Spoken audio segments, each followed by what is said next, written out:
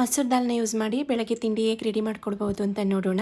ಇಲ್ಲಿ 1 ಕಪ್ಪಷ್ಟು ಮಸೂರ್ ದಾಲ್ ತೊಗೊಂಡು ನೆನೆಸಿಟ್ಕೊಂಡು ಒಂದು 5 ನಿಮಿಷ ನೆನೆಸಿಟ್ಕೊಂಡಿದ್ದೀನಿ. ಈಗ ಇದಕ್ಕೆ ಚಟ್ನಿ ರೆಡಿ ಮಾಡ್ಕೊಳ್ಳೋಣ. ಹಸಿಮೆಣಸಿನ್ಕಾಯಿ, ಬೆಳ್ಳುಳ್ಳಿ, ಕೊತ್ತಂಬರಿ, ಜೀರಿಗೆ, ಉಪ್ಪು ಸೇರಿಸಿ ಹಾಗೆ ತರ್ತರಿಯಾಗಿ ಪೇಸ್ಟ್ ಮಾಡ್ಕೊಂಡು ಬರೋಣ. ನೋಡಿ, ಪೇಸ್ಟ್ ರೆಡಿಯಾಗಿದೆ. ಈಗ ಮಸೂರ್ ದಾಲ್ನ ಹಾಕ್ಕೊಂಡು ಇದಕ್ಕೆ ಸ್ವಲ್ಪ ಜೀರಿಗೆ ಮತ್ತು ಶುಂಠಿ ಹಾಕ್ಕೊಂಡು ಗ್ರೈಂಡ್ ಮಾಡ್ಕೊಬರೋಣ.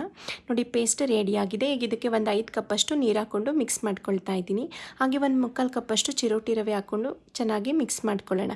ನೆಕ್ಸ್ಟ್ ಚಟ್ನಿಗೆ ಸ್ವಲ್ಪ ಒಗ್ಗರಣೆ ಕೊಟ್ಕೊಳ್ಳೋಣ. ಎಣ್ಣೆ, ಸಾಸಿವೆ, ಜೀರಿಗೆ, ಒಣಮೆಣಸಿನ್ಕಾಯಿ ಮತ್ತು ರುಬ್ಬಿಟ್ಕೊಂಡಿದ್ದಂಥ ಪೇಸ್ಟ್ನ ಹಾಕ್ಕೊಂಡು ಚೆನ್ನಾಗಿ ಫ್ರೈ ಮಾಡ್ಕೊಳ್ಳೋಣ.